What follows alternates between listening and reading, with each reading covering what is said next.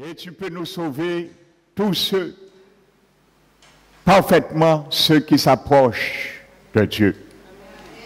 Car par un seul sacrifice, tu as aboli tous les autres sacrifices, Seigneur. Par un seul sang versé sur une croix à Golgotha, tu as arrêté l'effusion de tout autre sang. C'est pour cela, Seigneur, tu es grand et que tes vives eaux ce matin inondent, Seigneur, ce lieu. Que tes vives eaux, Seigneur, ce matin inondent nos cœurs, car ce matin, nos cœurs ont choisi de te dire merci, Seigneur. Ce matin, nos cœurs ont choisi de te dire tu es grand, tu es admirable. Ton nom est un parfum qui se répand. Ton nom est un parfum qui répand la vie. Ton nom est un parfum qui répand la joie. Ton nom est un parfum qui répand la paix, Seigneur. Oh Seigneur, ce matin, que ta paix et ta grâce nous soient multipliées dans ce lieu. Nous t'élevons et nous te donnons toute la gloire qui te due, Seigneur, car tu es digne. Merci encore ce matin pour ta sainte présence, ton onction, Seigneur, qui m'assiste, que cette onction repose sur moi ce matin, afin que je puisse, Seigneur, libérer, délivrer ta parole, et que par ces vertus, tu éclaires, Seigneur, les cœurs et les pensées, afin que ton œuvre, Seigneur, persiste et continue à se faire valoir sous ta seigneurie dans ce lieu. Nous nous remettons entièrement, esprit, âme et corps, à toi, Seigneur, également sous la couverture de ton sang. Que toute agitation des royaumes des ténèbres qui s'élèvent ce matin dans ce lieu contre la connaissance de ta vérité soit renversée au nom de Jésus-Christ. Je prends ce matin autorité de lier et de chasser tout esprit de distraction et tout esprit de sommeil dans ce lieu, au nom de Jésus. Glorifie-toi, Seigneur, par la présence et l'assistance de ton Esprit Saint parmi nous. À toi la gloire, l'honneur, la puissance au siècle des siècles, Père. Au nom de Jésus-Christ. Amen. Asseyons-nous, frères et sœurs.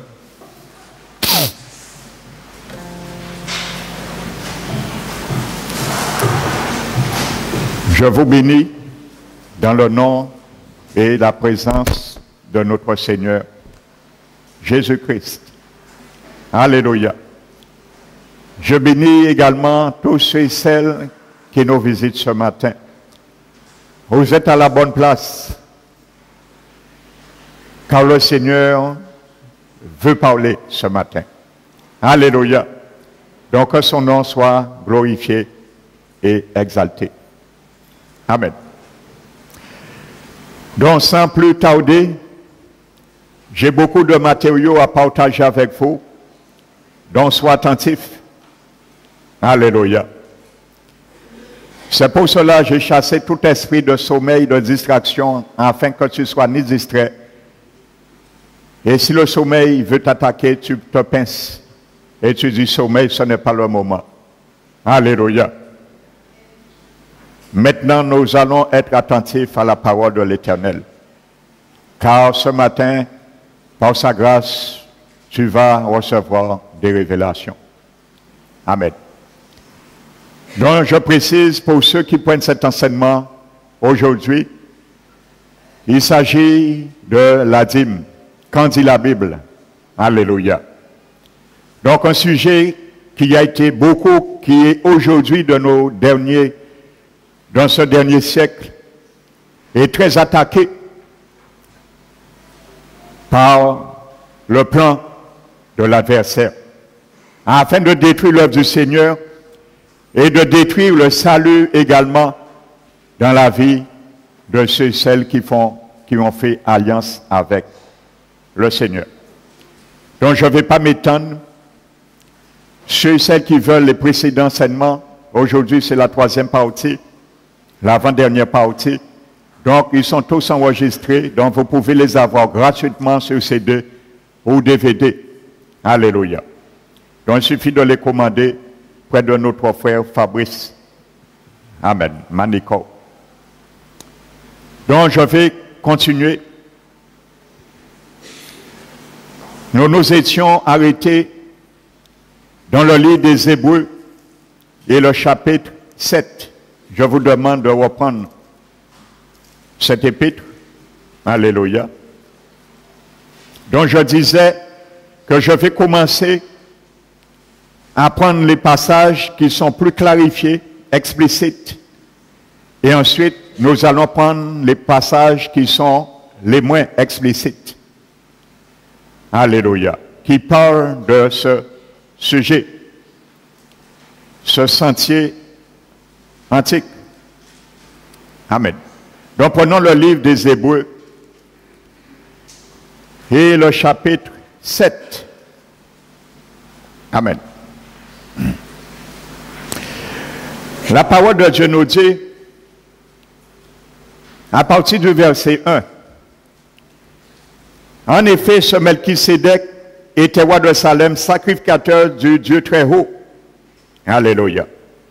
Il alla devant Abraham lorsqu'il revenait de la défaite des rois et il le bénit. Alléluia. Abraham lui donna la dîme de tout. Il est d'abord roi de justice d'après la signification de son nom, ensuite roi de Salem, c'est-à-dire roi de paix. Il est sans père, sans mère, sans généalogie. Il n'a ni commencement de jour, ni fin de vie. Mais il est rendu semblable au Fils de Dieu, ce Melchisédek demeure sacrificateur à perpétuité. Alléluia. Je m'arrête là un moment. Je disais dimanche, le premier endroit qu'on parle de la dîme explicitement, quand j'ai implicité depuis Genèse chapitre 4, Dieu fait allusion à la dîme. Alléluia. Le premier endroit qu'on parle de la dîme explicitement et qu'on parle d'un prêtre, c'est dans Genèse 14. Lorsque Abraham a fait rencontre avec, je disais dimanche, ce personnage mystique. Mais ce matin, tu vas bien comprendre quelque chose, que le Seigneur Jésus, il est venu vers Abraham sur une apparence codée. Et maintenant, il va donner le code dans le livre des Hébreux maintenant. Le patriarche David a parlé de Melchisédek dans le psaume 110, faisant allusion à Jésus. Alléluia. Le livre des Hébreux parle de Melchisédek en faisant allusion à Jésus dans le livre des Hébreux chapitre 5. Alléluia. La parole de Dieu parle de Melchisédek dans le livre des Hébreux chapitre 6. Il parle de Melchisédek dans le chapitre 7 des Hébreux et dans le chapitre 10 des Hébreux. Alléluia. Je vous disais que Melchisédek, ce grand prêtre, qui n'a ni commencement de jour, ni fin de jour, ni généalogie, qui demeure éternellement, ne peut pas être un homme comme nous, mortels. Alléluia. Et la Bible ne se contredit jamais. Lorsque Melchisédek a rencontré Abraham, ça faisait 1500 ans avant Jésus-Christ. Alléluia. Nous viendrons tout à l'heure sur Hébreu. La Bible nous dit que Melchisédek, aujourd'hui, vit. Alléluia. Je reviens sur Hébreu tout à l'heure. Parce que là, je viens sur un terrain avec toi, mon frère, ma soeur. Melchisédek, il vit. La Bible dit qu'il ne vivait pas. La Bible ne dit pas qu'il ne vivait pas. Qu'il vivait, pardon. Mais il vit. Alléluia. Au moment que l'auteur des Épîtres des Hébreux parle de lui. Amen. Donc, il vit. Il est vivant encore aujourd'hui. Alléluia. On n'a pas connu de sacerdoce dans la Bible avant Aaron et Lévi, ni Melchisédek. On parle de lui succinctement. Il vient présenter quelque chose à Abraham et il s'en va. Il disparaît ensuite. On ne parle plus jamais de lui. Tu vas comprendre qu'est-ce qu'il a fait entre-temps. Il est remonté là-haut. Quand Melchisédek, je le disais, c'est une Christophanie du Seigneur Jésus. Et il a commencé à préparer le tabernacle céleste. Parce que lui, en la personne de Jésus, ne pouvait pas officier jusqu'à une certaine époque et au temps marqué. Il va préparer un sacerdoce et un tabernacle céleste.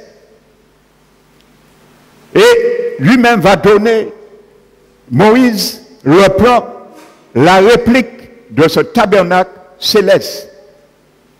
Afin qu'il y ait déjà un sacerdoce physique, temporaire, sur cette terre, à l'image du céleste. Amen. Je vais vous expliquer qu'est-ce qu'un sacerdoce. Amen. Donc Melchisédek vient, il présente à Abraham le pain et le vin, l'emblème de la nouvelle alliance, que le Seigneur va traiter avec tous ceux et celles qui désirent entrer dans son alliance et également dans son sacerdoce éternel. N'oubliez pas, l'apôtre Pierre nous a dit dans son épître que nous sommes une race élue, un sacerdoce royal, une nation sainte et un peuple acquis. Donc nous sommes ce sacerdoce aujourd'hui. Parce que le sacerdoce lévitique, nous allons voir, a disparu. Amen. C'est nous maintenant le sacerdoce de Christ. Et il est ce grand prêtre aujourd'hui. Alléluia. Donc, il présente l'emblème de l'alliance, de cette nouvelle alliance, par la Sainte Seine, comme nous l'avons vu. Son sacrifice, qui le qualifie en tant que le grand prêtre. Il présente le sacerdoce. Et la troisième chose, il présente que tous ceux et celles qui vont faire partie de sacerdoce, il va prélever un droit légal sur leur vie, la dîme. Et que tu le crois ou pas, mon frère, ma soeur, ce n'est pas la doctrine du pasteur Emmanuel, c'est la doctrine de Jésus. Je vais te le démontrer aujourd'hui. Alléluia. Vous savez, le sacerdoce, alléluia, c'est quoi? Nous allons, avant de continuer, nous allons prendre Hébreux 5.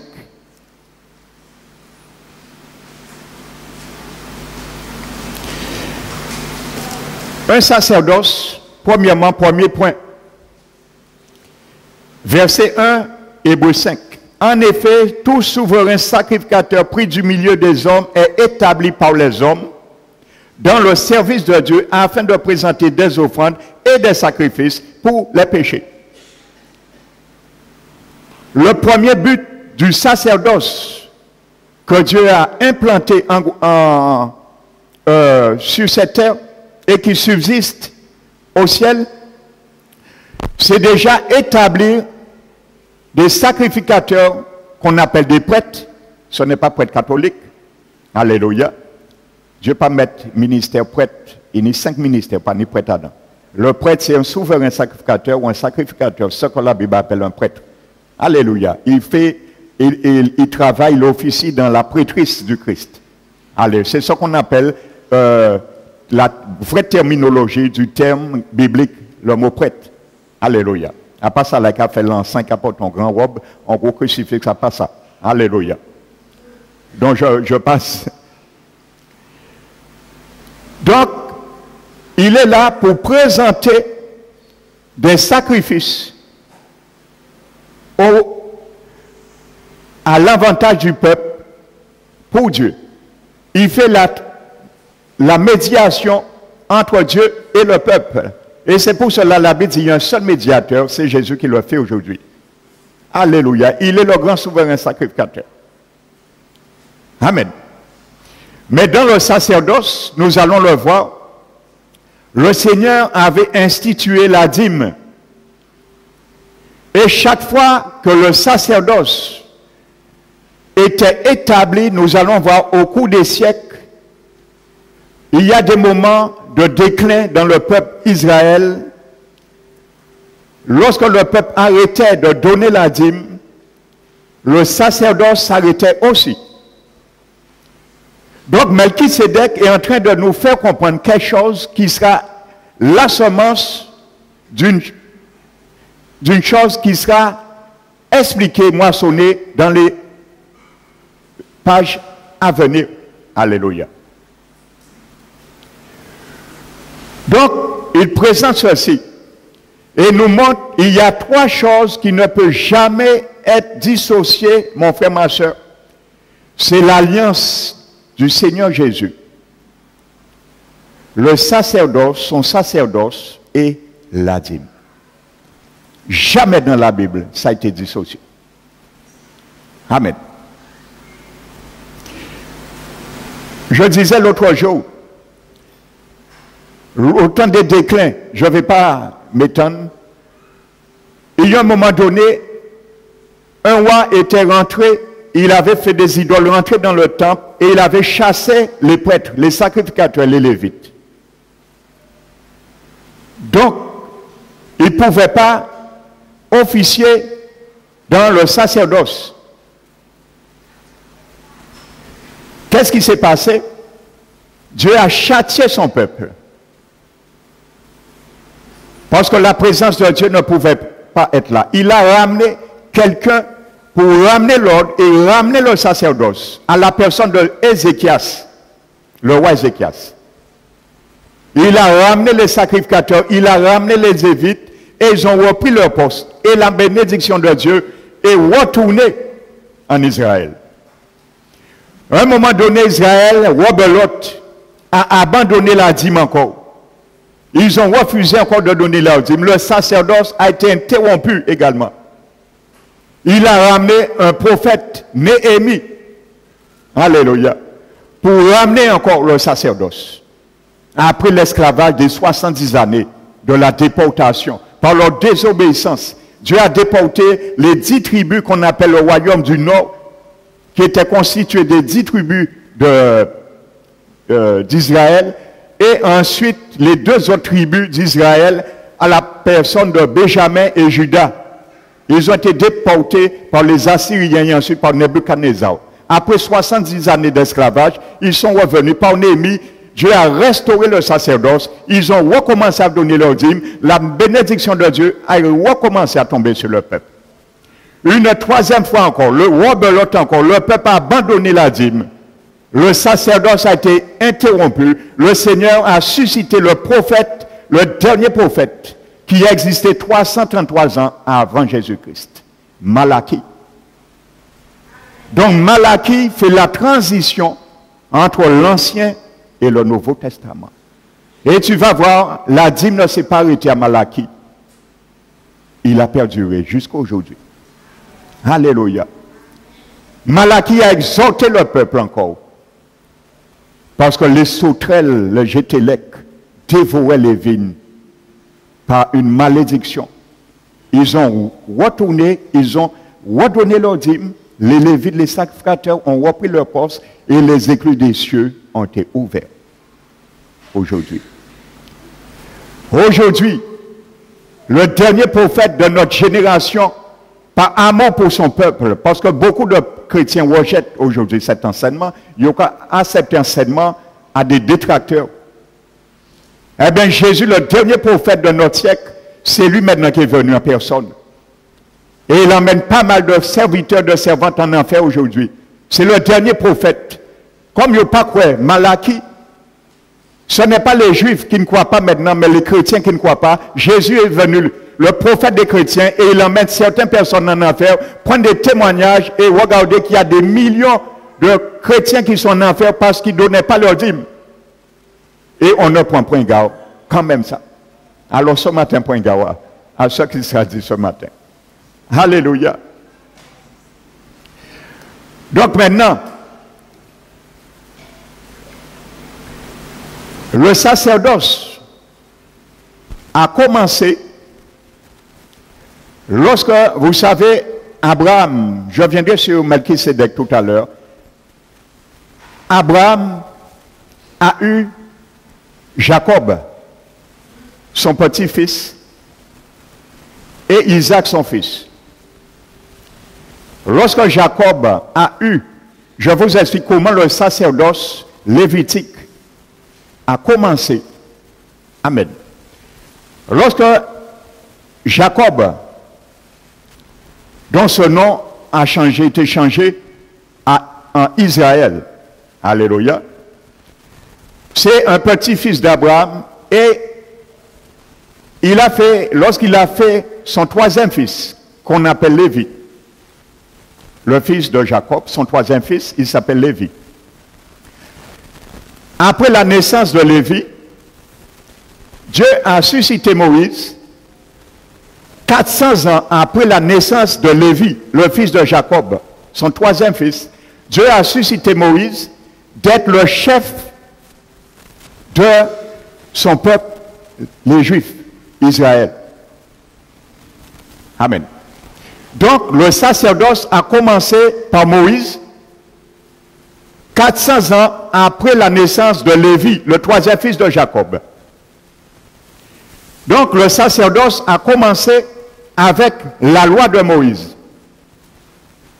Donc, le sacerdoce lévitique, pourquoi lévitique? Parce que c'est venu par la tribu de Lévi, le troisième fils de Jacob. Personne ne pouvait être lévite et prêtre sacrificateur uniquement dans la lignée, la tribu de Lévi, et devenir prêtre dans la maison d'Aaron. Amen. Donc maintenant, la loi est venue avec le sacerdoce, parce qu'il y avait des lois, il y avait beaucoup de lois. Il y avait la loi sacerdotale, je précise, parce que l'Hébreu nous dit que Jésus maintenant, il a changé le sacerdoce et il a changé la loi aussi. Le mot dans le grec changer veut dire remplacer par une autre chose, mais pas abroger. Alléluia. Et nous allons voir comment le Seigneur a changé cette loi lévitique, sacerdotale lévitique. Donc maintenant, le sacerdoce a pris naissance. Parce que maintenant, Dieu a appelé un peuple, il fallait des sacrificateurs pour plaider les péchés, pour faire des sacrifices, chaque jour des milliers de sacrifices, tuer des animaux, pour garder le peuple constamment en communion avec leur Seigneur. C'était l'objectif du sacerdoce. Alléluia. Il a été un moment ambulant à travers le tabernacle et il est devenu un moment fixe, sédentaire dans le temple à partir de Salomon lorsqu'il a construit le premier temple. Et ce temple qui a été détruit et reconstruit était existant à l'époque de Jésus-Christ. Alléluia. Donc, Aaron, maintenant, qui est le frère aîné de Moïse, a été dans le sacerdoce le premier souverain sacrificateur. Amen. Et c'est par Aaron maintenant que les prêtres sont sortis et le service sacerdotal a pris naissance. Amen. Donc, le sacerdoce lévitique d'Aaron a commencé par Moïse dans le désert et a pris fin en 70. Alléluia. En 70, le sacerdoce lévitique a été pris fin. Alléluia. Et maintenant, nous allons comprendre, maintenant, le sacerdoce de Jésus de Melchisédek prend la relève maintenant. Alléluia. Et c'est pour cela, Melchisédek, il n'a pas donné grand-chose. Parce que Jésus ne pouvait pas administrer, officier le sacerdoce avant que le premier temple puisse être détruit. Regardez, c'est précisé dans Hébreux chapitre 8. Si je ne me trompe pas. Voilà, Hébreux chapitre 9. La Bible nous dit, verset 8, le Saint-Esprit montrait par là que le chemin du lieu très saint n'était pas encore ouvert tant que le premier tabernacle subsistait. Le premier tabernacle a été détruit par Titus en 70. L'histoire le confirme. Alléluia. Le livre des Hébreux, je vous précise, a été écrit en 68. Le tabernacle, le temple existait encore pendant que l'Épître des Hébreux nous parle. Le temple existe encore. Le sacerdoce lévitique existe encore. Les sacrificateurs physiques existent encore. La dîme existe encore. Les Lévites sont encore payés par la dîme. Les sacrificateurs reçoivent encore la dîme. En 68, pendant que cette épître a été écrite. Alléluia. Je viendrai tout à l'heure. Je reste pour vous expliquer le sacerdoce. Comment ça s'est fait? Le sacerdoce lévitique d'Aaron qui a pris naissance dans le désert quand Dieu a donné la loi à Moïse, le planteau, et a expié en 70. Maintenant, plus de sacrifices, plus de sacerdoce lévitique sur la terre. Mais est-ce que la dîme a été supprimée avec le sacerdoce, le temple qui a été rasé? Non. Comprenez quelque chose. La Bible nous dit maintenant, mais venons maintenant sur Hébreux 7.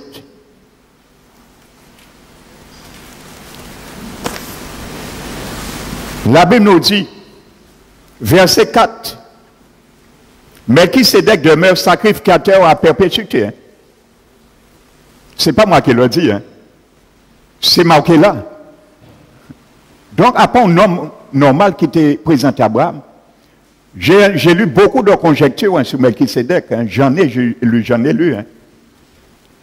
Aussi, bien sûr, la dîme, j'ai près d'une dizaine de témoignages de plusieurs serviteurs différents qui parlent qu'il ne faut pas donner la dîme. J'ai à peu près 10 témoignages à ma possession. Ça ne m'a pas convaincu. Donc, je les ai lus, comme beaucoup de chrétiens, zappent sur Internet pour prendre des enseignements pour arranger yo. J'en ai lu une dizaine, ça ne m'a pas convaincu. J'ai été convaincu qu'il faut donner la dîme parce que la dîme est réelle. Ça n'a pas convaincu moi. Alléluia. Ça ne m'a pas assuré, ça ne m'a pas fait gagner quoi que ce soit. Si ni tant de monde qui a dit que la dîme pas d'actualité, il y a aboli par la loi, ben profitez. Au lieu de l'argent chaque mois qui achète une voiture. C'est le raisonnement que beaucoup de chrétiens ont fait. Mais malheureusement, ils se sont trompés. Illusion totale. Tu ne gagnes jamais avec Dieu quand tu voles la dîme à Dieu. C'est impossible. Alléluia. Donc, Melchisédek, nous sommes en train de le démystifier, de le décoder, parce que lui-même se décode dans le livre des Hébreux. Alléluia. Verset 4. Considérez combien est grand celui auquel le patriarche Abraham donna la dîme du butin. Ceux des fils de Lévi qui exercent, je vais vous expliquer maintenant la naissance et l'expiration du tabernacle lévitique, du sacerdoce lévitique. Maintenant c'est celui de Jésus, Melchisédek, qui est d'actualité aujourd'hui, pour nous. Donc la Bible dit, ceux des fils de Lévi, c'est là sortaient les sacrificateurs, qui exercent le sacerdoce, ont d'après la loi l'ordre de lever la dîme sur le peuple. Alléluia.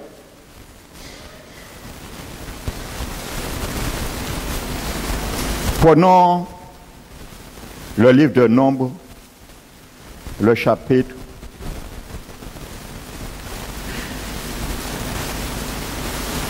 18. Je vais vous montrer où est particulièrement décrit la loi qui fêtait avec la vie du sacerdoce lévitique d'Aaron. Nombre, chapitre 18.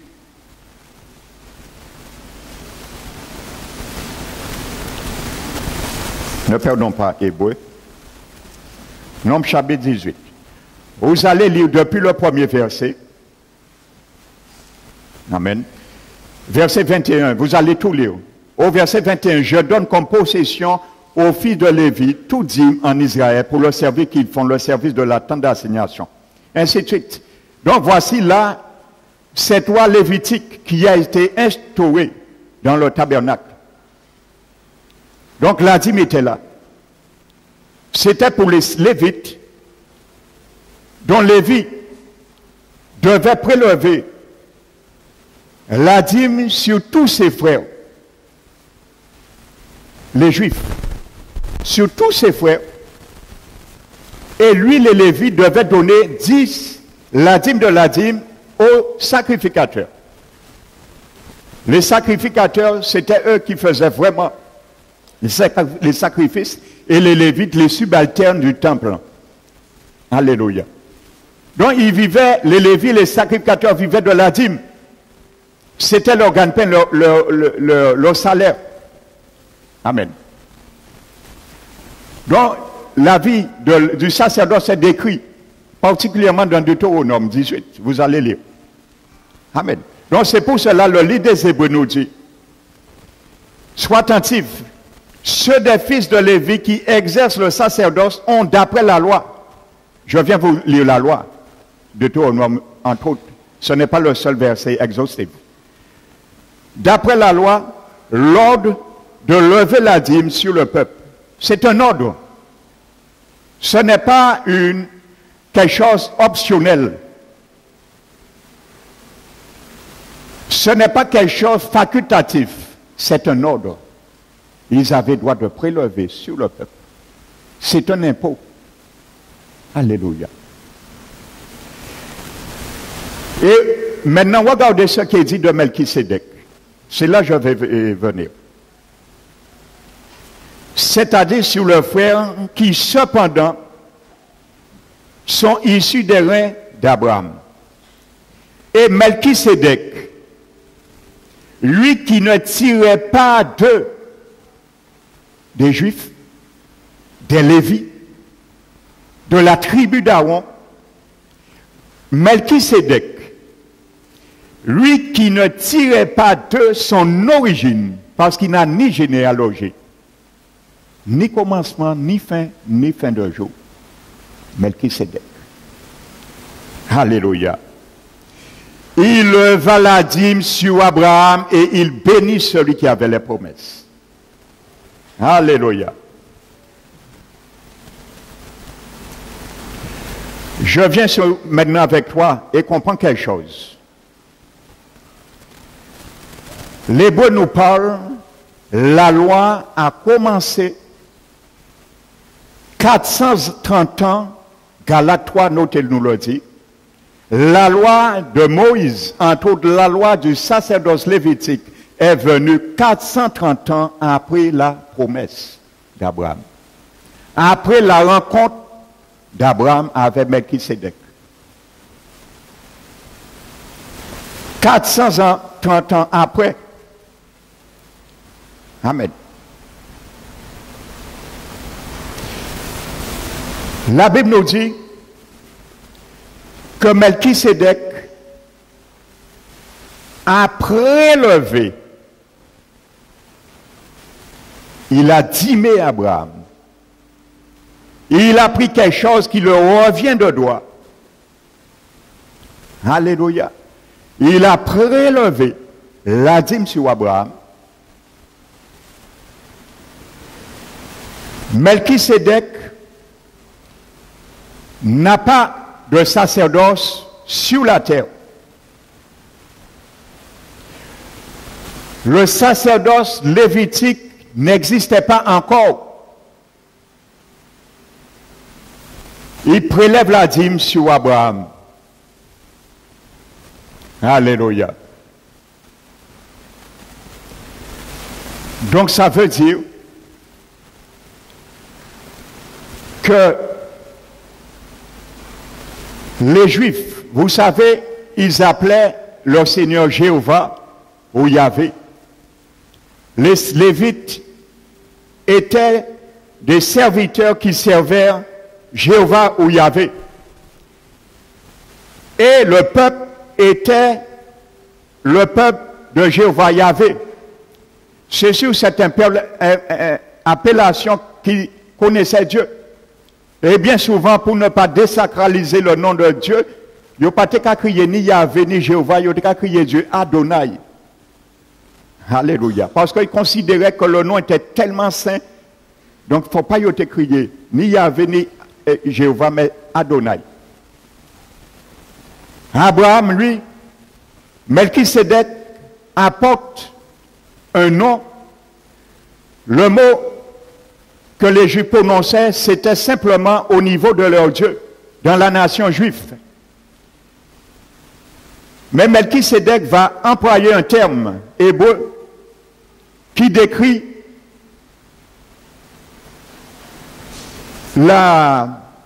l'université de ce Dieu, qui s'étend non seulement sur les Juifs, mais sur toutes les nations. Le nom de Héléon.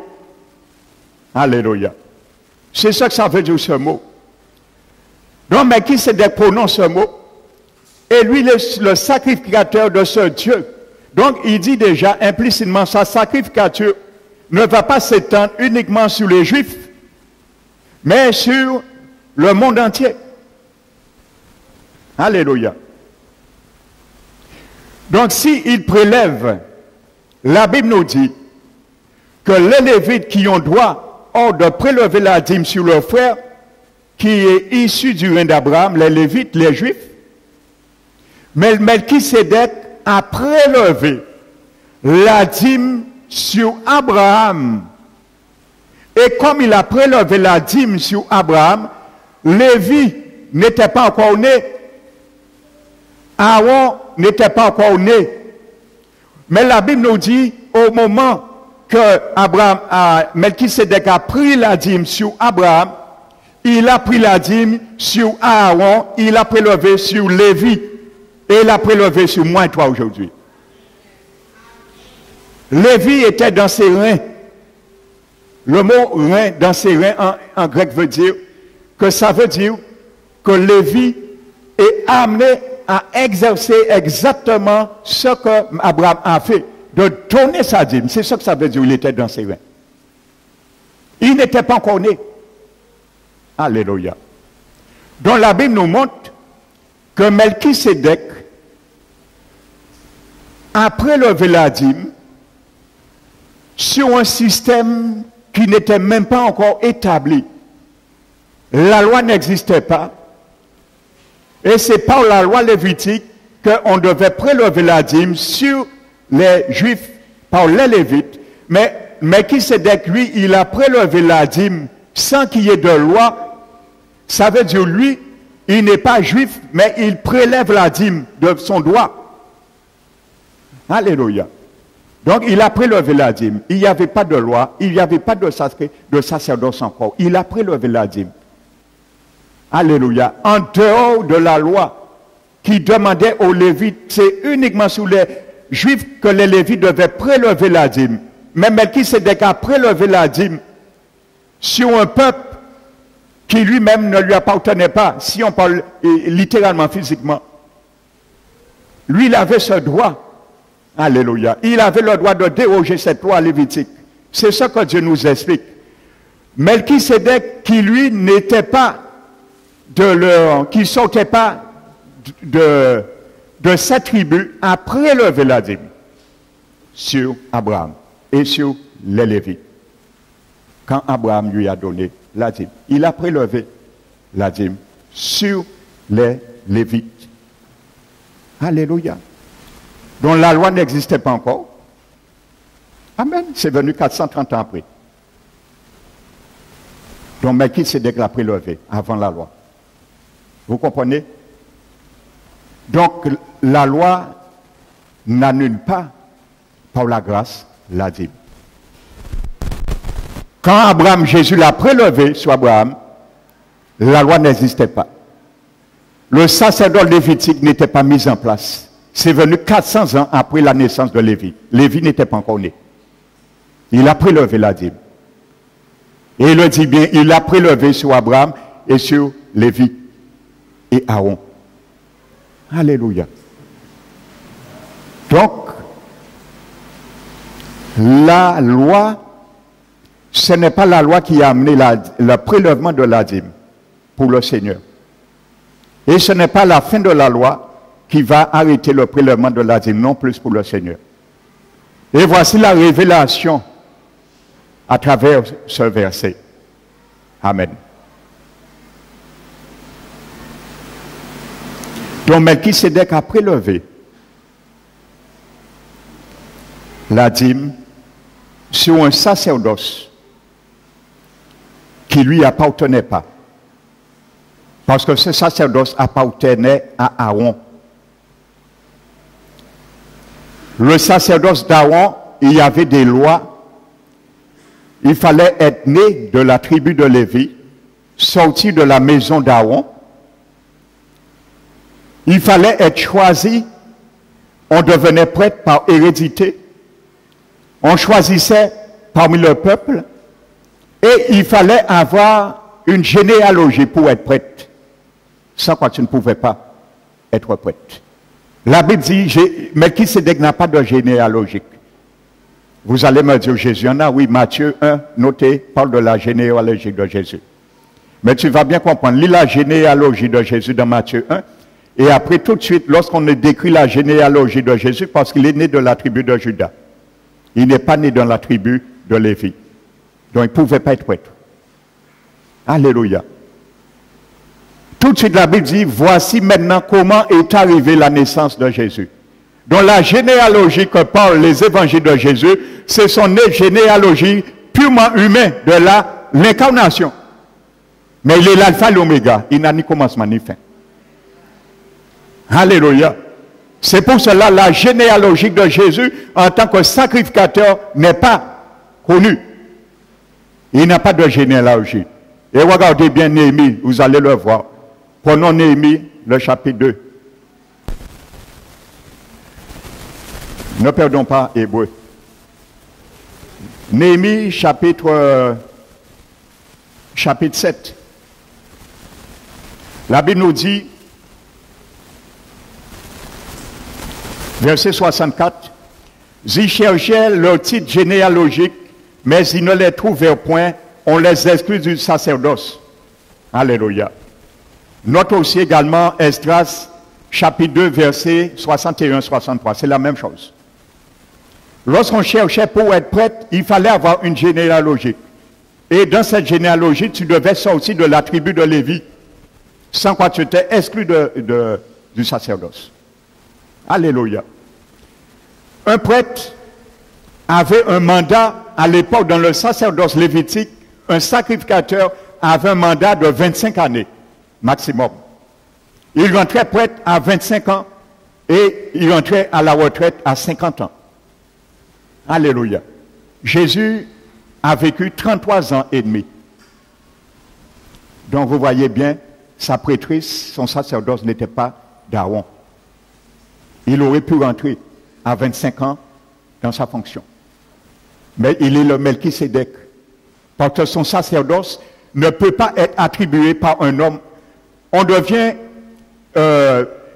l'autre sacerdoce, selon Melchisédek, c'est par serment qu'on peut l'être. On devient sacrificateur soit par hérédité comme Aaron, Lévitique, le sacerdoce d'Aaron, ou par hérédité, par serment. Et c'est ça que Jésus et Melchisédek sont devenus. C'est par serment que Dieu l'a juré lui-même, que Jésus est venu sacrificateur. Parce qu'étant dans la lignée de Judas, on ne pouvait pas officier, cumuler deux officiers, impossible. Soit tu es roi dans la lignée de Judas, soit tu es prêtre dans la lignée de Lévi.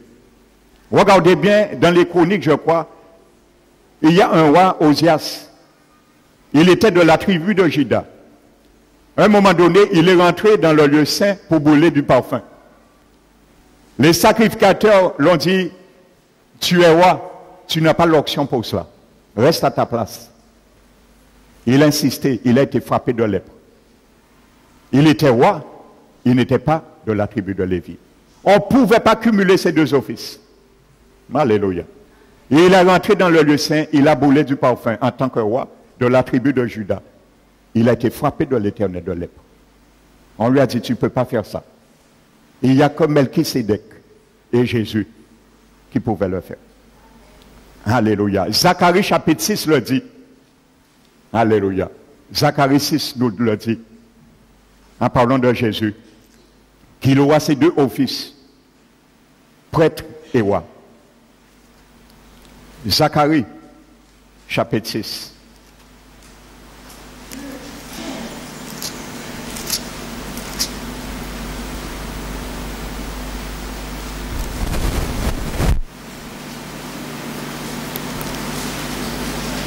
Verset 13, en parlant de Jésus. Il bâtira le temple de l'Éternel. Il portera les insignes de la majesté. Il s'assiera et dominera sur son trône, roi. Il sera sacrificateur sur son trône et une parfaite union régnera entre l'un et l'autre. Entre son sacerdoce éternel qui n'est pas transmissible à un autre et sa royauté. Vous savez pourquoi Zacharie nous dit que Jésus va bâtir son temple? Il y a eu deux temples qui ont été bâtis. Ils ont été tous les deux détruits. Le premier, Salomon, il a été détruit par Nebuchadnezzar. Le deuxième par Esdras. Il a été détruit par Titus. Il y aura un troisième temple dont parle la Bible qui sera bâti par l'Antichrist. Il va permettre aux Juifs de bâtir le troisième temple. L'Antichrist. Parce qu'il va les berner après. Il va rentrer dans le lieu très saint et va se proclamer lui-même Dieu. Et c'est à ce moment les Juifs vont se rendre compte que ce n'est pas leur Messie. Le troisième temple sera rebâti et c'est déjà là. Je vous le dis, le troisième, la reconstruction du troisième temple à l'Institut d'Israël, tout est là. Aujourd'hui, je vous parle. Tout est là, en kit. Il suffit que la trompette sonne. Alléluia. Il a fallu 46 ans pour bâtir le premier temple. Mais il n'y avait pas de grue, il n'y avait pas de béton coulé, ces choses-là. Ça. Mais là, en une année, le temple sera bâti. Parce que la Bible dit, après les 3 ans et demi, pendant les 7 années de tribulation, de tyrannie de cet tourment de l'Antichrist, il va permettre que le temple se bâtisse. Et il va ramener les sacrifices, encore de nouveau. Pour faire comprendre aux Juifs, c'est leur Messie. C'est une façon de berner les Juifs. Il va restaurer encore le sacrifice, le sacerdoce, selon lui. Amen. Et là, la Bible dit que ce temple sera détruit. Et quand Jésus viendra, Jésus va bâtir un 4e temple lui-même. Pendant les 1000 ans. Alléluia. Pendant les 1000 ans, Jésus va bâtir. C'est ça que nous venons de lire dans Zacharie 6. Donc c'est une parenthèse. Amen. Donc revenons à Hébreu. Il leva la dîme. Vous savez, Genèse, au début, nous dit que a donné la dîme à Abraham, mais là, la Bible nous dit que c'est Melchisédek qui a prélevé la dîme sur Abraham. Alléluia.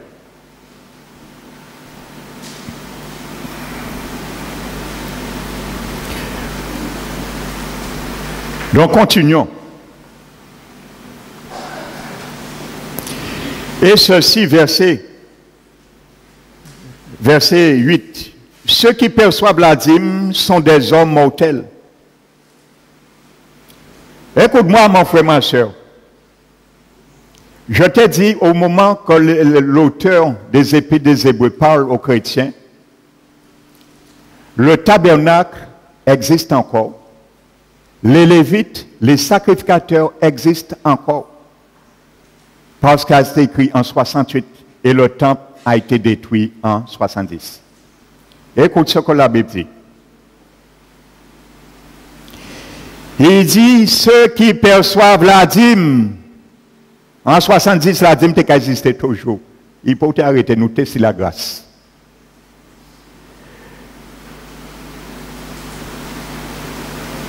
Sont des hommes mortels. Ce n'est pas des hommes qui mouraient, qui étaient mortels, qui sont mortels. Ils existent au moment que l'auteur parle des Épîtres. Ils existent encore, les Lévites sont d'actualité. Ils ont qu'à continuer. Malgré Jésus, déchiré, voilà un dé pour faire comprendre qu'il pâlissait encore. Il perdurait ceux qui n'étaient pas bien se convertis. Alléluia.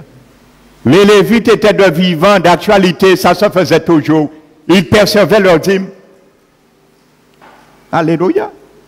Et tu vas comprendre aujourd'hui, beaucoup me disent, mais s'il n'y a pas de Lévi, on m'a déjà posé cette question, voici la réponse pour toi. C'est pour ça que j'ai insisté sur Melchisédek.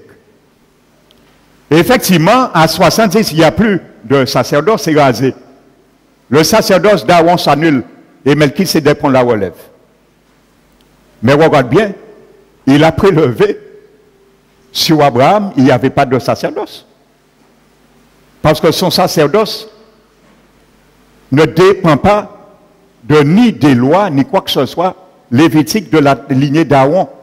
Ce n'est pas, c'est pour cela la Bible, selon l'ordre, ce n'est pas l'ordre d'Aaron qu'il a été établi souverain sacrificateur. C'est par serment un autre ordre. Alléluia. Et l'ordre dont Melchisédek, Jésus, est établi souverain sacrificateur, le permet par une autre loi de prélever la dîme sur qui il veut. Il a prélevé sur un sacerdoce lévitique. Il le prélève sur qui il veut. Donc, il le prélève sur l'Église. Alléluia, parce que nous sommes ce sacerdoce aujourd'hui. Alléluia. Et c'est pour cela, l'Épître aux Hébreux préparait les Juifs. Comprenez la perspicacité des Juifs. Ils ne savent pas que le temple va être détruit en 70. Jésus l'avait annoncé, il n'a pas donné de date. Ils continuent à donner leur dîme aux Lévites et aux sacrificateurs. C'était la loi. Alléluia. Maintenant, le livre des Hébreux les prépare. Parce que vous savez, il est plus difficile de désapprendre qu'apprendre. Là, ils apprennent nous l'école 1 plus 1 égale 2. Si des menus ont une équation qui dit nous 1 plus 1 n'est pas égal à 2, ce n'est pas du jour au lendemain nous qui acceptons. Il est plus difficile de désapprendre qu'apprendre. Donc, le Saint-Esprit préparait le cœur des Juifs que quand le temple sera rasé, maintenant, ils savent qui est Melchisédek maintenant.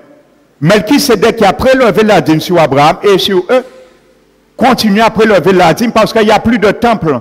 Mais le sacerdoce qui a été rasé demeure au ciel parce que Jésus est rentré comme souverain sacrificateur. Il a traversé le tabernacle qui n'a pas été fait de main d'homme. Hébreux 10 nous dit, et il est rentré une fois pour toutes dans le lieu très saint. Jésus maintenant est rentré, il a pris la relève. Lorsque le temple a été rasé, à ce moment, Jésus prenait office pour l'éternité. Tant que le premier tabernacle, Hébreux 9 nous l'a dit, subsistait, Jésus, Melchisédek, était en stand-by. Et il attendait. Alléluia. Parce que son sacerdoce n'est pas transmissible, mais il est venu d'une vie impérissable. C'est pour cela. Il vit pour lui. Éternellement. Il vit éternellement. Il ne meurt pas. Les Lévites étaient en train de mourir. Alléluia. Donc, on les préparait quand le temple sera rasé. Effectivement, comme la Bible dit, car le sacerdoce étant changé, il y a nécessairement un changement de loi, c'est normal. Ça veut dire le mot changer en grec, remplacé par quelque chose d'autre. La loi lévitique, Deutéronome 18, il y avait les sacrifices d'animaux. Maintenant, le Seigneur Melchisédek va retirer ça. Il a été remplacé par une autre loi. Mais la dîme n'a pas été abrogée. La dîme demeure. Parce que c'est par la dîme que le sacerdoce vivait. C'est par la dîme qu'il y avait la nourriture dans la chambre du trésor de l'Éternel, comme Malachie l'a dit. C'est par la dîme qu'il y a la nourriture dans la chambre du trésor, dans l'église de Jésus. C'est par la dîme que son œuvre demeure. Frères et sœurs, vous pensez que c'est par les offrandes que cette œuvre se faisait? Non. Je vous dis sincèrement, c'était par les offrandes. Œuvre là, ça partait de Dieu. Je vous le dis, je vous parle ouvertement. C'est par rapport à ceux et celles qui donnent leur dîme que cette œuvre est debout. Alléluia. Parce que la dîme aujourd'hui, il ne revient pas au sacrificateur, au Lévite, mais il revient à Jésus. Parce qu'il est le souverain sacrificateur. Et c'est lui qui gère maintenant. Pour son œuvre, pour son sacerdoce, nous sommes un sacerdoce royal. Alléluia. Voici l'objectif, je dirais pourquoi la dîme tout à l'heure, ultérieurement. Donc j'anticipe déjà. Alléluia. La dîme ne vient pas dans la poche du pasteur Emmanuel, je vous le dis. Comme beaucoup de pasteurs le font. C'est ça que les pasteurs font. J'ai des témoignages, il y a beaucoup de pasteurs qui sont en enfer parce qu'ils volaient la dîme de l'église. La dîme n'appartient pas au pasteur, la dîme appartient à Melchisédek. La dîme appartient à Melchisédek, Jésus-Christ. C'est lui qui prélève la dîme. Et il prélève la dîme sur moi. En tant que pasteur, je donne ma dîme. Parce que j'ai compris ça. Il a prélevé sur Abraham. Alléluia. Et la Bible dit, c'est le supérieur qui bénit l'inférieur. C'est lui qui a béni Abraham. Alléluia. Parce que j'étais dans le sein d'Abraham le jour où Jésus a prélevé la dîme sur Abraham. J'étais là. Je n'étais pas encore né. Tu n'étais pas encore né, mais tu étais là. Tu l'as donné aussi. Tu t'es engagé, je me suis engagé à l'alliance qu'il a traitée avec Abraham par l'emblème du pain et du vin, la Sainte Seine. Jésus a pris la Sainte Seine avec Abraham par anticipation. Il a présenté le pain, son corps, et il a présenté le vin, son sang, la Sainte Seine. Alléluia. Et il a dit, maintenant, quand tu rentres dans mon alliance, tu reconnais que c'est moi qui te bénis. Et tout ce que tu as pris à travers la conquête des Diwa, c'est moi qui t'ai donné la force. Léon, possesseur des cieux de la terre. Tu ne dois pas te glorifier, mais c'est moi qui t'ai donné la vie. Alors, en reconnaissance, tu dois remettre ce qui me revient. Ce n'est pas Dieu a besoin de notre argent pour faire son œuvre. Il aurait pu envoyer ce qu'il faut. Il a nourri 40 années le peuple d'Israël. Mais malheureusement, la Bible dit l'argent répond à tout. Il a décidé comme ça, c'est comme ça. Comme ça, ça permet de sonder les cœurs des chrétiens. Alléluia. Amen. Donc c'est pour ça qu'on préparait les Juifs. Effectivement, mettez-vous à leur place si le temple est rasé. Donc il n'y a plus de Lévites. À 70, il n'y a plus de Lévites. Il n'y a plus de sacrificateurs. Il n'y a plus de souverains sacrificateurs. Effectivement, la dîme que les Juifs donnaient, où c'est qu'ils vont le mettre? Donc Dieu les préparait. Et il les montrait que c'est Jésus qui prélève. Il faut donner à Jésus la dîme. Et c'est pour cela le livre des Hébreux montre bien que Melchisédek prélève la dîme. Il n'y avait ni loi, il n'y avait ni sacerdoce, parce que son sacerdoce est au-dessus du sacerdoce d'Aaron. Amen. Tu as bien compris ça aujourd'hui? Alléluia. L'Éternel préparait les Juifs. Alléluia. Et c'est pour cela, au temps de l'Église primitive, les Juifs donnaient leur dîme aux sacrificateurs lévites et ils donnaient à l'Église ce qu'ils pouvaient en offrande. Et c'est pour ça les apôtres, l'apôtre Paul parle implicitement de la dîme. Je vais te le montrer. Paul parle de la dîme. Vous savez vous étonner. Je vais te montrer, Paul parle de la dîme. Alléluia. Et pourquoi les apôtres ne faisaient pas étalager ça? C'était tout à fait normal. Les Juifs donnaient leur dîme. C'était normal à l'église. Ils donnaient leur dîme. Alléluia. Mais le temple n'était pas encore rasé. Ils donnaient leur dîme. C'est là Jésus avait dit de donner la dîme. Et ils donnaient en offrande à l'église. Parce que la dîme et l'offrande, c'est deux choses différentes. Je vais vous expliquer en préambule dans l'enseignement. La dîme, nous n'avons pas le choix. Ça ne nous appartient pas. Si tu l'utilises, c'est quelque chose qui est voué par interdit à la destruction. Et ta vie sera détruite par ça. Tu ne peux pas l'utiliser. J'ai expliqué ça. La dîme, nous n'avons pas le choix. C'est un impôt. Et je vais te montrer, c'est un impôt. Et Jésus lui-même a payé un impôt. Lui qui le revenait ce droit, il a payé. Je vais te montrer tout à l'heure. Alléluia, Jésus a payé. Il nous donne l'exemple. Amen. Par contre, les offrandes, c'est moi, toi qui décides de donner ce que tu peux et tu veux à Dieu. Ça, c'est ton leadership. Mais la dîme, tu n'as pas à calculer. Dîme, c'est 10%. 5% n'est pas la dîme, 20% n'est pas la dîme. Dîme, c'est dîme, je l'ai expliqué. Le mot hébreu maaser veut dire dîme. 10%, ça veut dire le mot hébreu maaser. C'est 10% de tous tes revenus. Tous tes revenus. Si tu as 3 revenus, tu donnes 3 dîmes. Tu le cumules, tout ce qui te revient. C'est ça la dîme. Sur la base du but. Amen.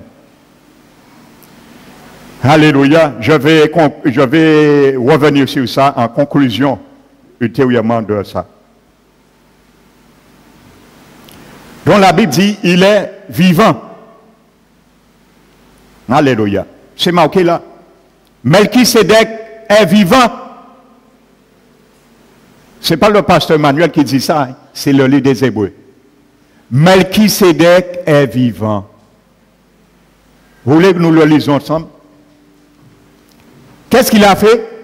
Il a prélevé la dîme sur Abraham et sur Aaron Lévique. Verset 6. Verset 8. Et ici, ceux qui perçoivent la dîme sont des hommes mortels.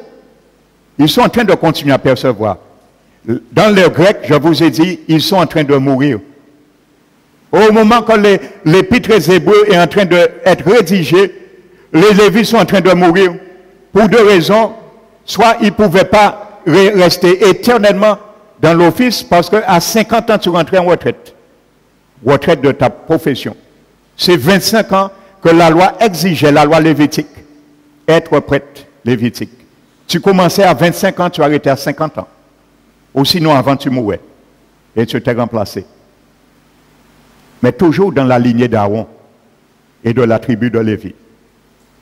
Amen. Donc, ce sont des hommes mortels. Mais là, c'est celui dont il est attesté qu'il est vivant. Alors, s'il est vivant, un homme. Alléluia. Hébreux 7, 29 dit, il est réservé à tout homme de mourir une seule fois. Après quoi vient le jugement. Vous pensez, si Melchisédek était un homme normal, déjà 1500 ans, et au Seigneur Jésus, ça veut dire Jésus, il est, comment dirais-je, il avait 1500 ans.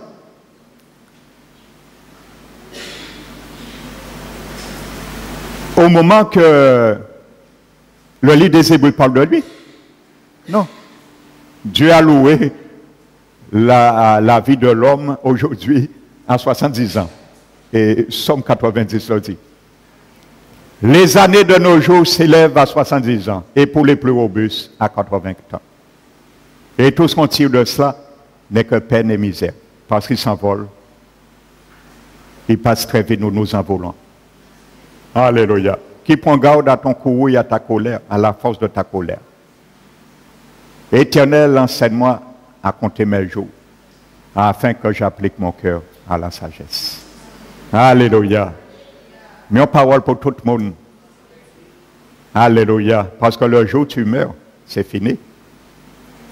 C'est soit en haut, soit en bas.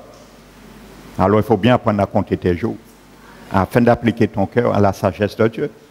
Comme nous avons prié vendredi sur la sagesse. Alléluia. Le livre des Proverbes, le chapitre 7, dit, le Proverbe 7 dit, dis à la sagesse, tu es ma sœur. Et appelle l'intelligence, mon ami. Dis à la sagesse, tu es ma sœur. Et appelle l'intelligence, mon ami. Alléluia. Donc il est vivant. Car il était encore dans les reins de son père lorsque Melchisédek alla au-devant d'Abraham. Donc c'est impossible qu'il y ait deux souverains sacrificateurs qui n'ont ni généalogique, ni commencement, ni fin de jour, qui ne sont pas ni établis par des hommes, ni par des lois, comme la loi l'exigeait, mais qui est établi par serment. Alléluia. Hébreux 6 nous dit que Jésus non plus ne s'est pas attribué la gloire de devenir lui-même souverain sacrificateur. Il est devenu comment? Par Dieu lui-même qui lui a dit, tu es mon fils aujourd'hui, je t'ai engendré et je t'ai établi souverain sacrificateur selon Melchisédek. Car Jésus avait des offrandes à présenter avant de rentrer souverain sacrificateur. Il avait des offrandes à présenter et il devait attendre son temps. Il fallait le premier temple soit rasé pour qu'il rentre officiellement. Et c'est pour cela, comme Melchisédek n'a pas attendu ni de temple, ni de tabernacle, ni de sacerdoce pour prélever la dîme, comme le temple sera rasé, le sacerdoce lévitique, les lévites, les sacrificateurs vont disparaître. Le Seigneur, lui, il n'a pas de difficulté à prélever sa dîme. C'est un sentier antique. Et il n'y a rien qui aborde ça. Parce qu'il n'a donné aucune loi lorsque le temple sera abrogé, lui, il va retirer la dîme. Jamais on ne voit ça. C'est l'inverse qu'on voit. La permanence de la dîme. Alléluia. Il a prélevé sur le droit que les Lévites avaient. Il a prélevé sur eux. Amen.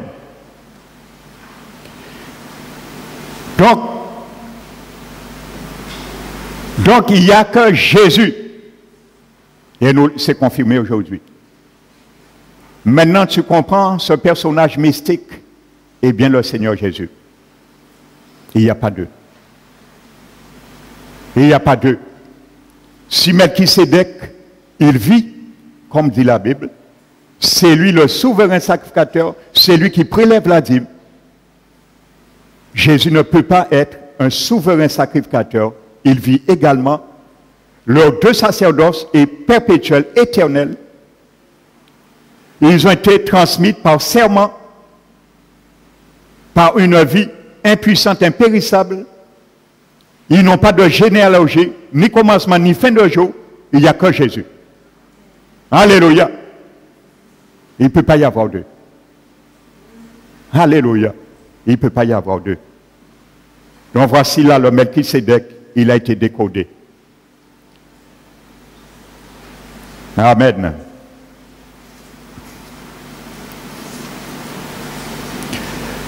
Donc je continue. Les principaux, je reviens maintenant sur le sacerdoce. La deuxième responsabilité, j'ai donné la première responsabilité, Hébreux 5.1, la deuxième responsabilité importante du sacrificateur est énoncée dans Malachie 2, verset 7. Notez, vous allez lire, les lèvres du sacrificateur délivrent la parole. Alléluia. Et c'est par la science qu'on connaît les lois, ainsi de suite. Amen.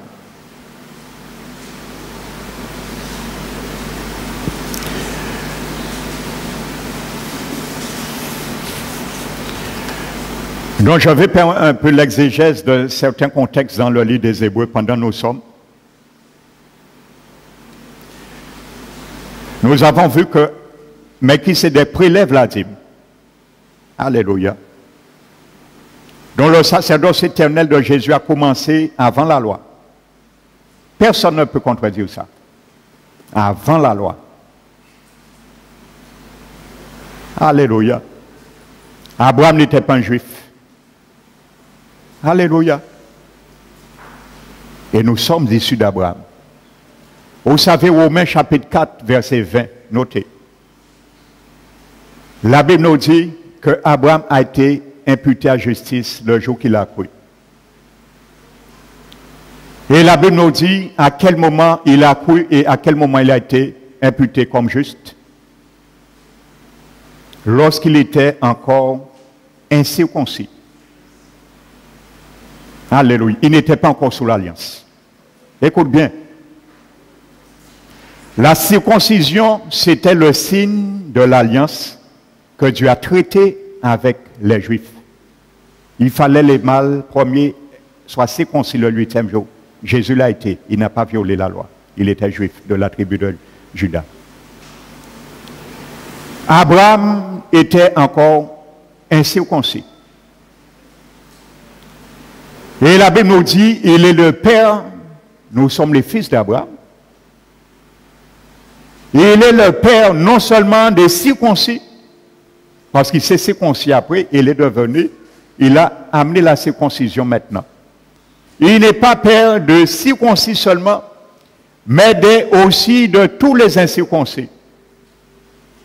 Et la Bible nous dit, dans Romains, que nous maintenant chrétiens, nous devons marcher sur les traces de notre père Abraham par la foi, lorsqu'il était encore incirconcis. À quel moment? Lorsqu'il a donné sa dîme. Si tu es fils d'Abraham, tu vas marcher selon les pas, sur les traces des pas d'Abraham, lorsqu'il était incirconcis, le jour qu'il a rencontré Melchisédek. Il a donné sa dîme. Si tu prétends que tu es le fils d'Abraham, par la foi, tu dois donner ta dîme. Parce que tu dois marcher sur ses pas lorsqu'il était encore incirconcis. Parce qu'il est devenu le père des circoncis et des incirconcis. Alléluia. Amen. C'est ce jour-là qu'il a donné sa dîme. Il était incirconcis quand il a rencontré Abraham. Alléluia.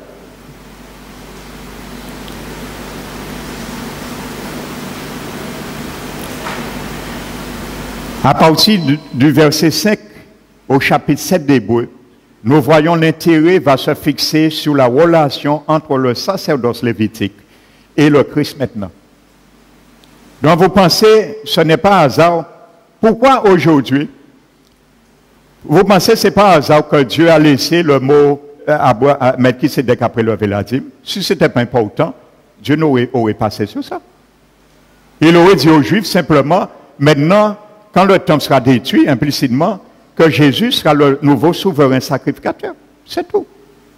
Pourquoi il a mentionné la dîme? C'est parce qu'il devait les préparer. Parce que, oh, yote medimayo, c'est normal. Il faut bien qu'ils donnent leur dîme quelque part. Parce que c'était dans le sacerdoce que Dieu a institué la dîme. Mais s'il n'y a plus de sacerdoce, et la dîme persiste, il faut qu'ils sachent comment et où donner la dîme. Eh bien, à l'église. Alléluia. Amen. Alléluia.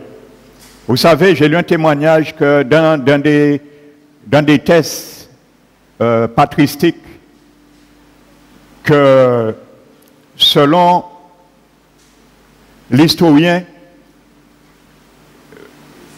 Joseph Fablus, il dit que les Juifs, les rabbins se posent la question si Jésus n'était pas contraint à la dîme de Melchisédek. Alléluia. Et vous savez, depuis Aaron jusqu'à 70, il y a eu 83 grands prêtres qui ont existé dans tout le service sacerdotal, qui a commencé au désert par Moïse, Aaron, et qui a arrêté en 70. Il y a eu 83 grands prêtres. Maintenant, le Seigneur Jésus est l'unique. C'est lui le Melchisédek. Alléluia. Vous savez, Melchisédek était roi et sacrificateur. Il n'y a que Jésus qui a ces deux offices. Zacharie vient le confirmer. Les deux vont faire un seul, il a dit, lorsqu'il bâtira son temple. Alléluia. Donc vous voyez, le sacerdoce de Jésus est éternel, il ne va pas changer. La Bible dit, il n'est pas transmissible à un autre sacerdoce, c'est fini. Zacharie nous confirme que Jésus, lorsqu'il viendra instaurer son royaume de paix pendant 1000 ans, il va bâtir le temple, il sera roi, il sera sacrificateur. Donc vous voyez bien, il a commencé son sacerdoce parce que le premier temple a été rasé. Le tabernacle est au ciel. La Bible nous le parle. Et Jésus est rentré dans le lieu très saint. C'est là qu'il fait maintenant. Les sacrifices, il a fait une fois pour tout. C'est son sang maintenant qui parle. L'aspersion de son sang, Hébreu nous dit, qui parle mieux que celui d'Abel. Alléluia. Il ne présente pas des sacrifices. La Bible dit, chaque jour, les sacrificateurs rentraient, non seulement, non avec du sang pour présenter pour leur propre péché, leur famille, et ensuite pour présenter les péchés du peuple, mais Jésus est rentré une fois pour toutes avec son propre sang. La seule différence, il n'y a pas de présentation de sacrifice animal. Il a été le sacrifice. Aujourd'hui, c'est son sang qui plaide pour nous. Mais il prélève la dîme sur son peuple. Il n'a pas bougé ça. On n'a jamais, moi, je n'ai jamais vu ça. Alléluia. Je vais te montrer, Jésus lui-même dit, il faut donner la dîme. Ça va te surprendre, Jésus qui le dit. À commandez-moi ces versets-là, ça, c'est mon qui a combattre la dîme. Pourquoi il n'y pas vrai? Il y aurait été ici la malédiction de la loi. Mais dimanche, je vais vous expliquer qu'est-ce que ça veut dire la malédiction de la loi. Et dimanche, je vais rentrer, je vais t'expliquer qu'est-ce que Paul explique. Alléluia. Quand il dit que tous ceux qui pensent être trouver la justice à travers l'observance de la loi. Je vais expliquer ça dimanche prochain. Amen. Alléluia. C'est bien beau de prendre des versets hors contexte pour faire des prétextes. La parole de Dieu, elle est claire. Hébreu, c'est le plus clair sous la dîme.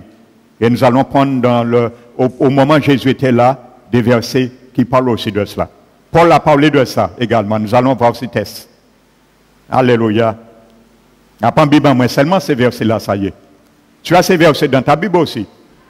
Alors, c'est mon qui a combattu la dîme, qui a pensé, il y a même Bible qui moi. Mais comme il voit là, cette intelligence, il n'est pas vrai. Parce que le diable aveugle l'intelligence des hommes. Pour ne pas prêcher l'évangile, et pour ne pas voir briller la splendeur de la gloire de l'évangile, qui est l'image de Dieu. C'est pour ça que le diable aveugle l'intelligence de beaucoup prétendants serviteurs pour faire allier des âmes en camp et au nom des remplis royaume à Jésus. Mais c'est royaume à diable qui a rempli dans de tels enseignements.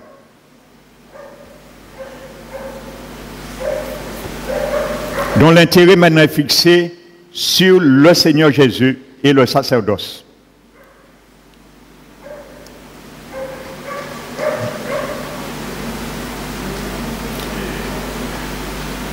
Le verset 6, je reviens, il leva la dîme. Dans le grec, c'est l'emploi du parfait grec, il a prélevé la dîme. Alléluia. Il a prélevé la dîme. Et il a béni également. Il a béni dans le grec. Pour la narration de Genèse 14, utilisait l'aoriste lorsque Abraham l'avait dit donna la dîme.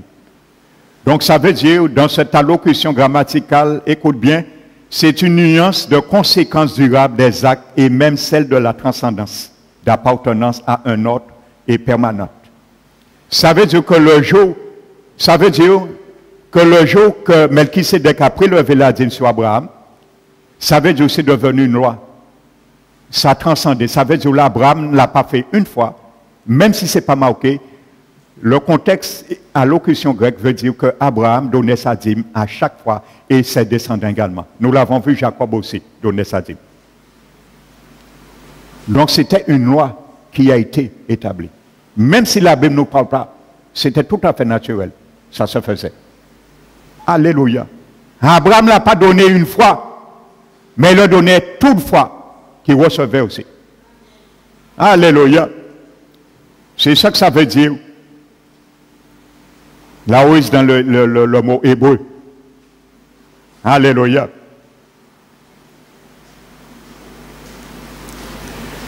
Donc le verset 8 nous dit, les prêtres lévitiques, seulement désignés seulement comme des hommes, quoique jouissant du privilège de la dîme, ils restent des mortels. Dans le grec, le participe présent veut dire, ils sont en train de mourir. Ils sont en train de mourir. Amen. Donc si les Lévites sont en train de mourir, qui m'ont prélevé dîme là, et c'est pour cela que Dieu fait allusion à Melchisédek. Comme ils sont en train de mourir, alors Melchisédek prélève la dîme et il a pris la relève. Alléluia. De l'autre côté, Melchisédek et le Christ, ou le Christ, vit. Lui, il vit. Ils sont en train de mourir, mais Melchisédek, lui, vit. Alléluia. Il vit, il est présent. Il est présent, il vit toujours pendant que le Pétros Hébreu est écrit. Melchisédek vit. Alléluia. L'emploi du temps, il vit. Il exprime la durée, il est la figure du Christ. Et acquiert une valeur absolue dans le sacerdoce du Christ, comme le verset 24 le dit. dont le type non seulement annonce l'antitype, mais l'introduit et se prolonge en lui. C'est ça que ça veut dire. Maintenant, les deux sont noyés. J'expliquais que dans des contextes bibliques, il y a ce qu'on appelle le type dans l'Ancien Testament et qui a son équivalent et qui trouve son équivalent dans le Nouveau Testament comme l'antitype. Melchisédek était le type de l'Ancien Testament et l'antitype, Jésus est l'antitype. Les deux maintenant, c'est confirmé ce noir dans la typologie. Il y a une seule. Il y a une seule Melchisédek et une seule Jésus-Christ. Alléluia. Il s'est révélé comme ça. Parce qu'il y avait un mystère à décoder. Il y avait un mystère. Alléluia. Comme j'ai expliqué, il s'est présenté sous le buisson ardent, sous l'aspect d'un ange. C'est lui qui a parlé à Moïse. Alléluia. Il était sur le buisson ardent. Et la Bible dit, l'ange se dévoile, il dit, il s'appelle l'Éternel. C'est lui aussi qui s'est présenté à Josué devant Jéricho. Alléluia. Avec l'épée nue. Donc c'est des Christophanies qu'on appelle ça. Amen.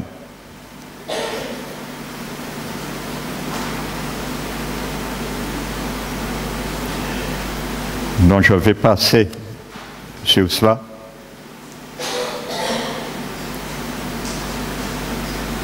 Donc j'avais expliqué, il existait trois dîmes également.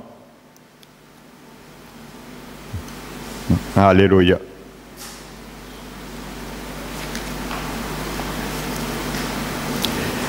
Maintenant, je vais conclure, te mettre ton attention sur quelque chose.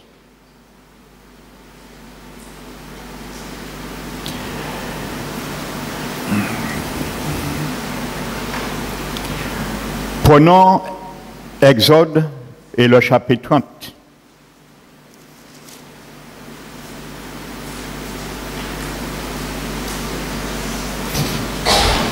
Exode chapitre 30.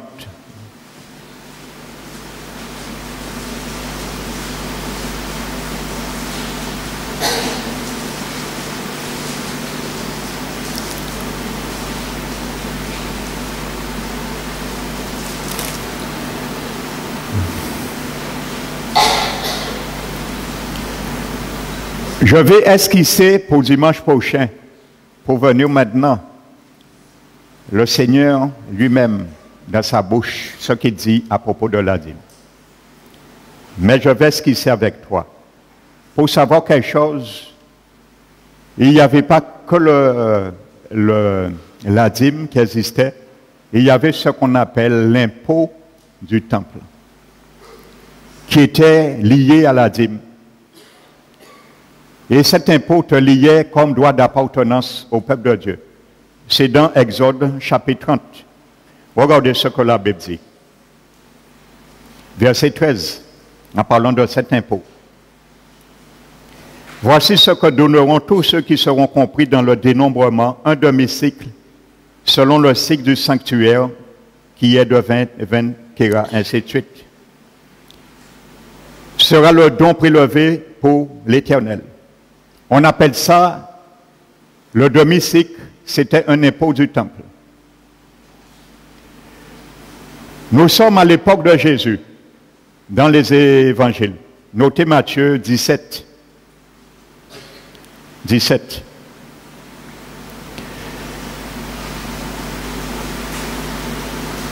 Regardez ce que la Bible nous dit. La Bible dit que Pierre et Jésus arrivent à Capernaum. Et ceux qui prélèvent cet impôt, le demi-cycle, les percepteurs des impôts. La dîme, c'est un impôt. La Bible dit que lorsque l'apôtre Pierre et Jésus arrivent à Capernaum, ceux qui prélèvent le demi-cycle viennent près de Pierre et lui demandent, est-ce que ton maître, Jésus,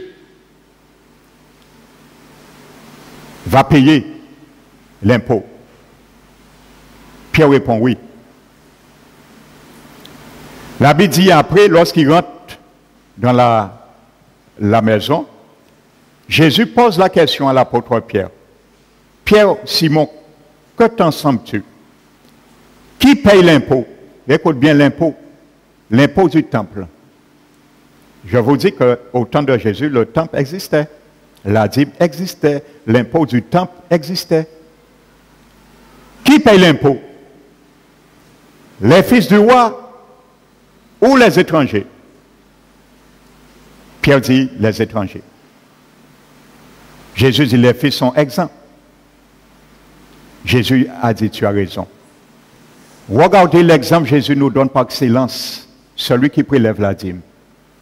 Et il a dit, mais pour ne pas faire scandale, faisons ce qui est bien. Parce qu'il n'y a pas paré pour comprendre ça. C'est qu'un scandale. Et il a dit, va dans la mer et lâche ton hameçon. Le premier poisson que tu prendras, ouvre sa bouche et tu sortiras un statère. Alléluia. La Bible nous dit que le percepteur des impôts est venu, il a demandé à Pierre, est-ce que ton maître va payer les 2 drachmes? L'équivalent, c'est une monnaie équivalente hébreu, grec, romain. 2 drachmes équivaut à un demi-cycle. Écoute bien. Nombre 30 te dit l'impôt du temple devait payer un demi-cycle. Le temple exige, Jésus et Pierre passent. Le percepteur d'impôt vient, il leur dit il faut payer 2 drachmes. 2 drachmes équivaut à un demi-cycle. Jésus dit prends un statère dans la bouche du poisson. L'équivalent en grec, un statère équivaut à 4 drachmes. Alléluia! Tu n'as pas compris. L'impôt du temple équivaut à un demi-cycle.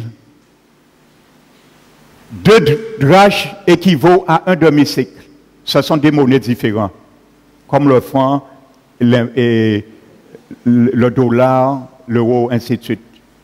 Et un statère équivaut à 2 demi-cycles ou 4 drachmes. Ça veut dire que Jésus a dit, va prendre un statère, tu vas payer 2 drachmes pour toi comme impôt et 2 drachmes pour moi comme impôt. Alléluia. Jésus a payé l'impôt du temple pour ne pas faire d'histoire. Parce qu'il a dit, c'est à lui revient cet impôt. Alléluia. Parce que c'est lui, bientôt, il va le prélever, il est le Melchisédek. Alléluia. Donc voici déjà, Jésus te pédit yo, bandit ton bitin. Envie n'aboger impôt là et aussi bien la dîme. Parce que l'impôt du temple était lié à la dîme. Si Jésus l'a payé, la dîme était valable de son époque. Parce qu'il est la loi personnifiée.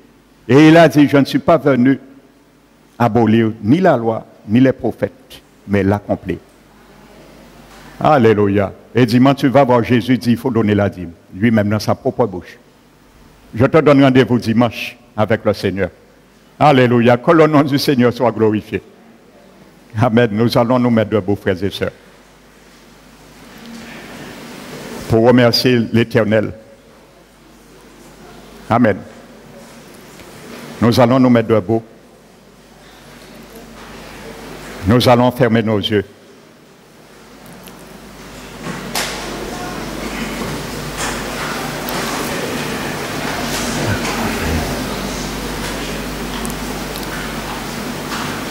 Père éternel, que ton nom soit béni et glorifié.